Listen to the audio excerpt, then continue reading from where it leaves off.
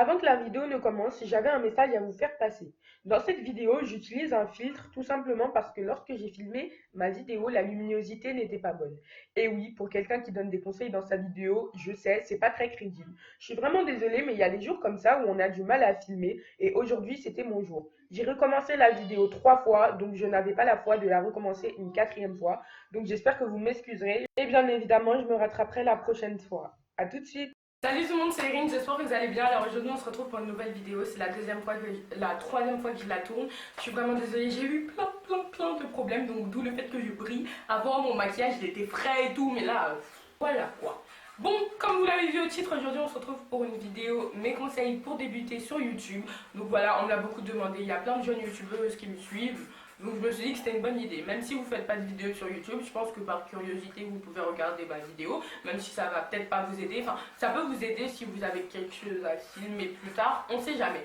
En tout cas, j'espère sincèrement que ma vidéo vous plaira. Je vais essayer de toucher mes cheveux le moins possible. Mais j'ai très chaud et c'est très gênant. Mais c'est pas grave. Je vous fais plein de gros bisous et je vous retrouve tout à l'heure. Whoopi.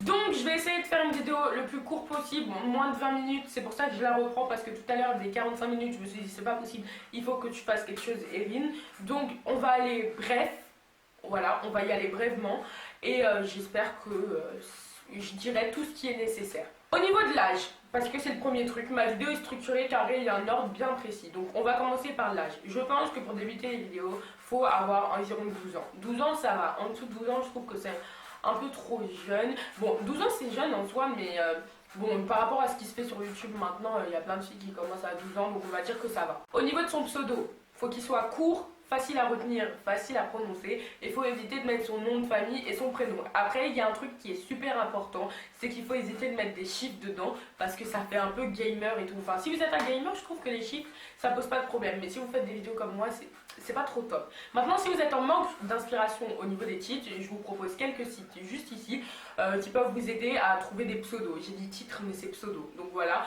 vous entrez un peu ce que vous aimez dans la vie et tout, et ça va vous aider à formuler un pseudo. Donc voilà. Maintenant, le jour où vous filmerez votre première vidéo, je vous conseille d'être le plus naturel possible. Je sais que c'est difficile dans ma vidéo, je suis absolument pas naturelle et je ne suis absolument pas dans mon état normal. Mais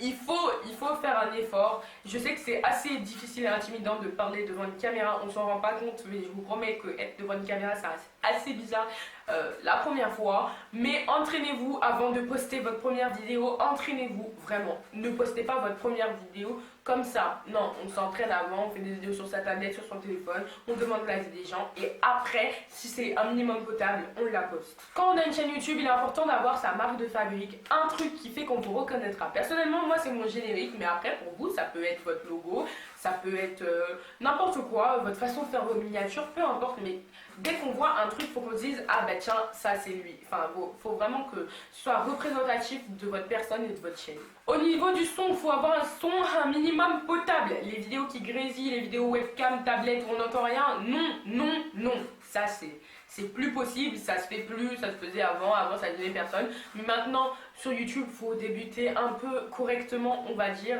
Les temps ont changé, donc il faut avoir un son un minimum potable, qu'on vous entende sans que ça grésille ou sans que la voix soit un peu mâchée. Enfin, je sais pas comment expliquer. Et au niveau des vidéos, il faut que votre vidéo soit lumineuse, il faut qu'on vous voit bien. D'ailleurs, moi, la luminosité a baissé, le soleil est un peu parti, donc j'espère que vous me voyez bien quand même.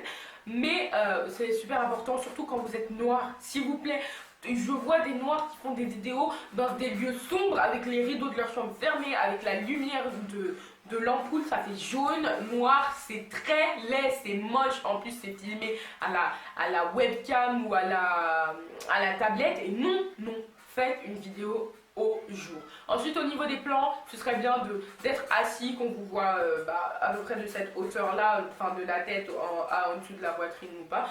Après, si vous faites des vidéos debout, pareil, même hauteur de la tête au tronc. Et après, bon, forcément, si vous êtes debout et qu'il faut qu'on vous voit en entier, là, ça compte pas. Mais ce serait bien d'être stable. Les gens qui ont des caméras qui bougent tout le temps, ça me perturbe. Ça me donne le tournis des fois. Enfin, mais moi aussi, je suis bizarre, mais vous-même, vous le savez.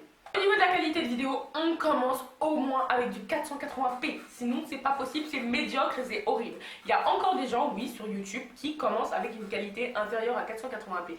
Normalement, les téléphones actuels, ils commencent à 480p, hein, je crois. Mais après, faites un effort. En dessous de ça, personne ne regardera vos vidéos. C'est vraiment un conseil et c'est la vérité. Après, dans l'idéal, si vous pouvez avoir du 720p, moi j'ai commencé avec du non, c'est 750, oui, du 750p, moi j'ai commencé avec ça, c'est très bien. Et après, si vous pouvez évoluer en 1080p comme ce que je fais maintenant, c'est encore mieux. Si vous avez plus, c'est 3 fois mieux. Donc voilà, un minimum de qualité, s'il vous plaît. Au niveau des caméras, je vous ai fait des sélections chez Nikon et Canon parce que c'est deux concurrents, me demandez pas pourquoi j'ai choisi ces deux marques, c'est juste que c'est les deux premières qui me sont venues en tête.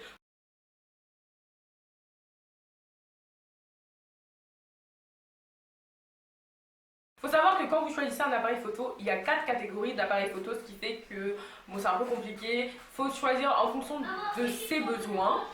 Désolée. Donc ça, je vous invite à aller en magasin pour vous renseigner. Donc voilà, il faut vraiment faire en fonction de ses besoins. Je ne suis pas là pour vous expliquer quel type de caméra il faut choisir. Au niveau des caméras, donc il y a les appareils photo compacts, il y a les hybrides, il y a les réflexes et il y a les bridges. Donc je vais vous en présenter quelques-uns chez Nikon et Canon avec des prix différents pour que vous ayez une idée à peu près du prix des appareils photo et de l'entrée de gamme chez ces deux marques-là.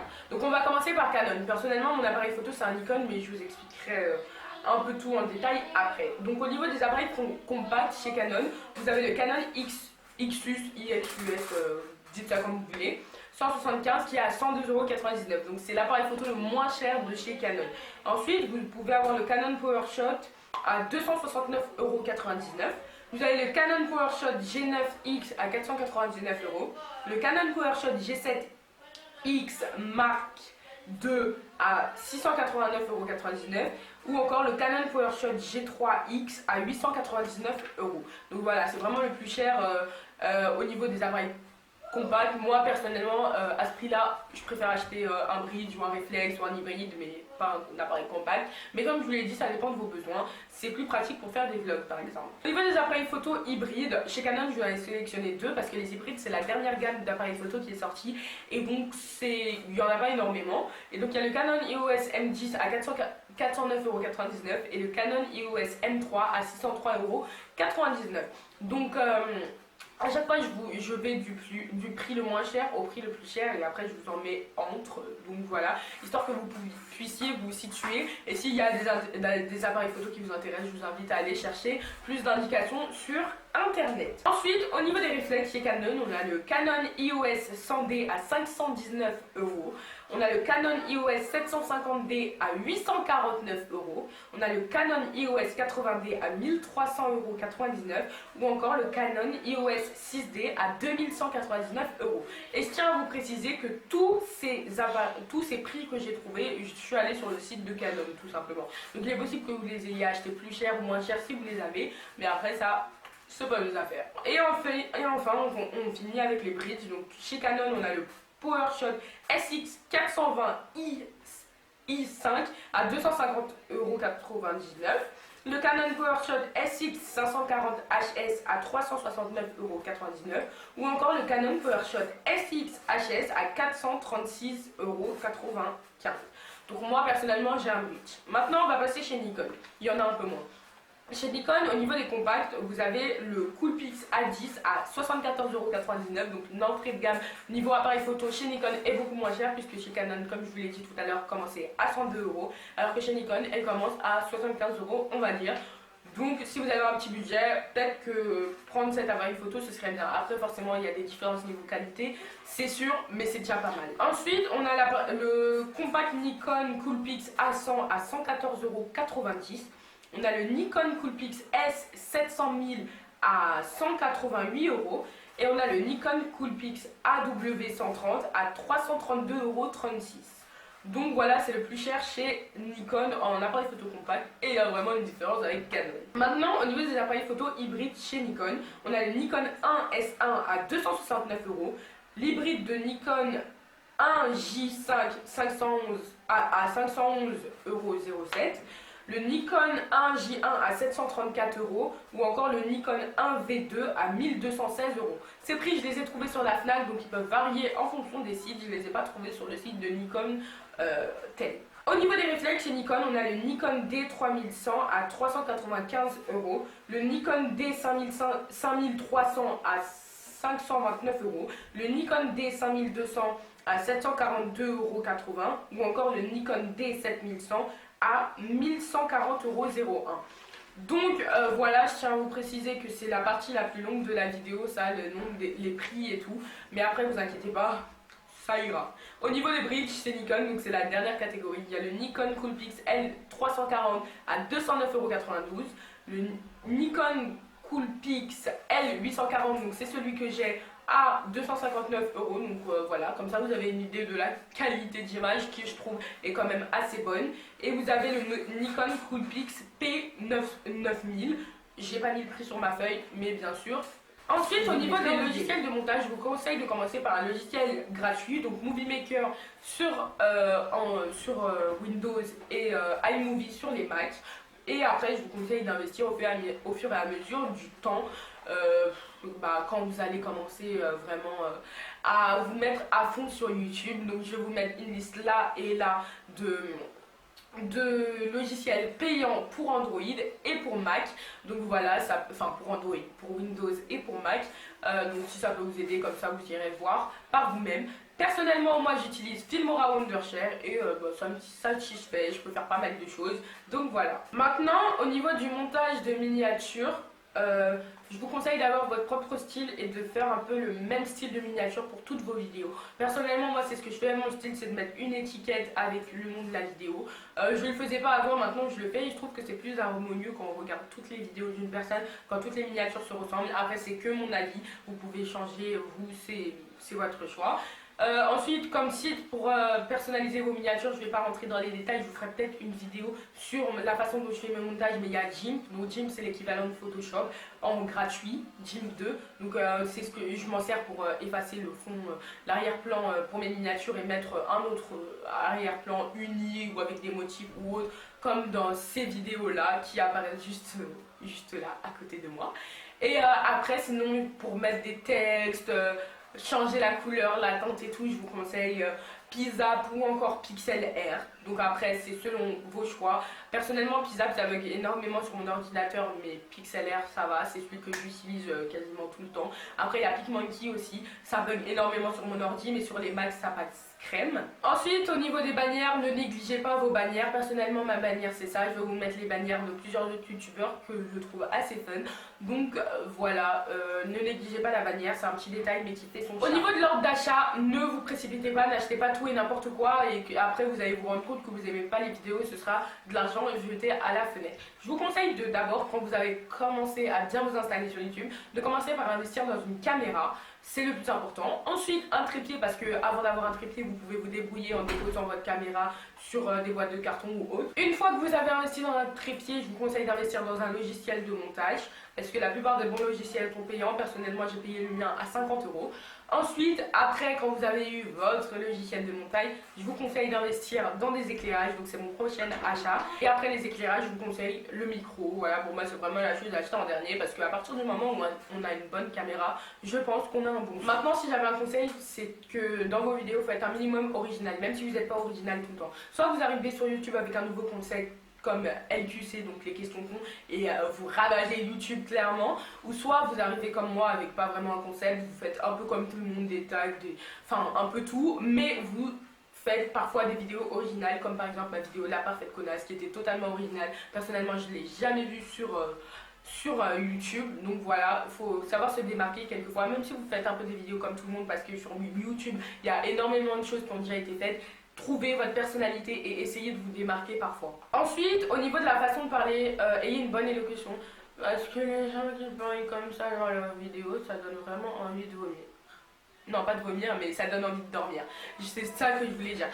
Faut avoir un peu de tonus, faut savoir garder ses abonnés éveillés. Personnellement, quand je fais des vidéos longues, j'essaye de mettre du tonus, de mettre des trucs parce que sinon on s'endort. Faut avoir une bonne élocution, articuler quand on parle. Après, je vous dis pas de parler comme Molière, mais et faites-vous comprendre un minimum parce que je sais qu'il y a des youtubeurs qui ont vraiment une mauvaise élocution. Ils devraient vraiment aller voir des orthophonistes parce qu'ils parlent comme des enfants, enfin, on les comprend pas trop et donc je pense que c'est important. Maintenant, au niveau des arrière-plans, gardez toujours le même. Maintenant que j'ai trouvé mon angle le bon, je compte garder cet arrière-plan, donc évitez de changer tout le temps. Au niveau des vidéos, au niveau des titres des vidéos surtout, évitez les putaclics. Donc c'est un mot assez vulgaire, mais en fait les putaclics ça désigne les gens qui mettent des vidéos, enfin qui mettent des titres accrocheurs à leur vidéo, et après quand tu cliques sur leur vidéo, ça n'a absolument rien à voir. En gros c'est comme si j'avais appelé cette vidéo « Je suis la cousine de Beyoncé ». Vous serez dit « Oh my god », vous auriez cliqué, et après vous auriez vu que en fait je donnais juste des conseils pour débuter sur YouTube. Je déteste ça, et si j'avais un conseil à vous donner, c'est de ne absolument pas faire ça, parce que en fait ça va juste vous créer beaucoup de haters et beaucoup de pouces rouges, et en fait ce n'est pas du tout bénéfique pour vous. Au niveau des critiques, j'ai envie de dire, on s'en fout. Les critiques, ça me passe au-dessus. Ça m'a jamais atteint. La plupart des youtubeurs, ils disent qu'avant, les critiques, ça les atteignait, mais que maintenant, ils s'en foutent. Moi, ça m'a jamais atteint. Même ma première critique que j'ai reçue, je suis en mode, ok, si t'as envie de m'insulter, bah écoute, insulte-moi, hein. Ça me fera de la lecture, j'ai envie de vous dire. Personnellement, ça arrive pas à m'atteindre parce que pour moi, c'est pas du réel. Pour moi, YouTube, c'est vraiment quelque chose de virtuel. Tant qu'on s'est jamais vu, ça ne peut pas m'atteindre. Pour moi, c'est comme si c'était un robot qui écrivait les insultes. Donc, ayez la même vision que moi, même si je sais que c'est difficile. Pour moi c'est facile parce que même dans la vraie vie quand on me critique ça ne m'atteint absolument pas. Mais si vous êtes un peu fragile, je vous conseillerais de peut-être pas vous lancer sur YouTube si vous pensez que vous ne pouvez pas encaisser la critique. Ensuite je vous conseillerais de ne pas exhiber toute sa vie sur YouTube. Personnellement vous ne connaissez pas ma vie, vous connaissez certes le nom de mes frères, vous les avez déjà vus et tout, mais ça s'arrête là. Vous ne connaissez pas mon adresse, vous ne connaissez pas la ville où j'habite. Quand on me demande où j'habite, je dis Paris. Paris c'est très vaste, il y a plein de villes à Paris. Donc voilà, c'est vraiment pour vous protéger, c'est important. On ne déballe pas toute sa vie sur YouTube comme ça. Non, je suis désolée, c'est super grave de faire ça. Parce que par la suite, ça peut vous porter préjudice de donner quelques détails. Même si c'est des détails par-ci par-là, une fois regroupés, ça fait qu'on peut en savoir beaucoup. Vous ne connaissez pas le nom de mes parents. En tout cas, je ne crois pas que je l'ai déjà dit dans mes vidéos et c'est vraiment important. Préserver un minimum de vie privée, surtout quand vous faites des vlogs. Ensuite, je trouve que c'est cool sur YouTube de savoir se renouveler, voilà, c'est pas mal de savoir apporter sa petite touche, un peu de renouveau. Comme vous voyez, je me suis renouvelée au début de l'été, je l'avais dit dans ma vidéo info, cadeau et swap, que la formule de ma chaîne allait totalement changer. Je pense que ça fait pas mal de bien. Un petit coup de frais comme ça, je pense que c'est assez cool. Donc si j'avais un conseil, oui, renouvelez. Ensuite j'ai un autre conseil, c'est ajouter du son à l'arrière de vos vidéos si vous pensez que vos vidéos sont trop plates. Personnellement je le fais pas parce que je trouve que dans mes vidéos il y a assez de tonus pour mettre une vidéo en fond. Comme là, il y a du fond. Voilà, mais non, moi personnellement j'aime pas trop mettre de musique de fond, mais après c'est selon vos goûts. Maintenant, soyez un minimum proche de vos abonnés. Moi, je réponds tout le temps, et tous mes abonnés vous le diront, je réponds tout le temps. Après, forcément, peut-être qu'il arrivera un jour où j'aurai du mal à vous répondre, mais en tout cas, je ferai toujours mon possible pour répondre un maximum. Sur Snap, je réponds tout le temps, sur Insta, pareil, Facebook, pareil, tout le temps, en commentaire, partout. Je pense qu'aucun de mes abonnés ne peut vous dire, Erin n'a pas répondu à mes commentaires, à part si c'est un commentaire qui n'a pas vraiment de réponse, quoi. Et ensuite, je vous donnerai comme conseil de ne pas supprimer vos vidéos, c'est vraiment important parce que vous pouvez voir votre progression. Moi je comprends pas les youtubeurs qui enlèvent leur première vidéo. Non, il faut les garder, ça fait un souvenir même si c'est assez affichant. On voit la progression et vous voyez votre évolution, c'est super important. Et moi c'est pour ça que je laisse ma première vidéo parce que là je vois ma première vidéo, elle était sombre. Après j'ai commencé à améliorer la luminosité, mais le son il n'était pas bon. Donc j'ai changé de caméra. Et le son était meilleur, ainsi de suite, jusqu'à arriver à maintenant. Et maintenant, je ne suis pas absolument pas à la perfection, il y a plein de défauts dans mes vidéos, mais au moins, au fil du temps, je verrai comment je me suis améliorée. Et pour conclure cette très longue vidéo, je suis désolée, j'ai essayé de mettre un maximum de peps dans ma vidéo. Il est important quand vous êtes bien installé sur YouTube, seulement quand vous êtes bien installé, pas au tout début, de vous créer des réseaux sociaux pour qu'on puisse vous suivre et connaître votre actualité, connaître l'actualité de votre chaîne. Bien sûr, pareil, les réseaux sociaux, on garde un minimum de vie privée. Donc voilà, j'espère sincèrement que ma vidéo vous aura plu. Elle m'a demandé énormément de montage, énormément de réflexion. J'ai vraiment réfléchi à qu'est-ce que je pourrais vous dire dans cette vidéo. J'espère sincèrement qu'elle vous aura plu. J'ai mal à la gorge, j'ai chaud, je suis fatiguée, mais c'est pas grave parce que j'ai adoré vous tourner cette vidéo pleine de bons conseils. Si des vidéos conseils ça vous plaît, n'hésitez pas à me donner en commentaire des idées de vidéos. Si vous voulez des conseils pour la rentrée ou des conseils sur le collège, vu que moi j'ai terminé mes années collège. Je vous fais plein de gros bisous. Voilà. Et je vous retrouve la prochaine fois pour une nouvelle vidéo. Ciao. Je dis à Luc, Eh, c'est pas moi qui en primaire jouais aux poupées Barbie, aux Winx et aux Pet Shop. Non.